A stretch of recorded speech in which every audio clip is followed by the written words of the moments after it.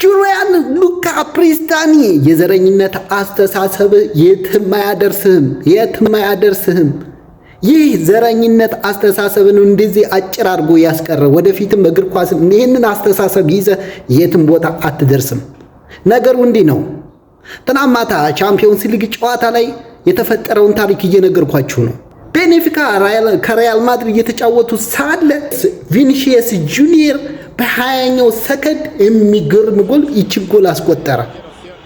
ይህ አጭር ድንክ የሆነ ሰውዬ ፕሪስታኒ የሚባል ልጅ 5 ጊዜ እየተከታተለ ከግር ስሩ እየተከታተለ you are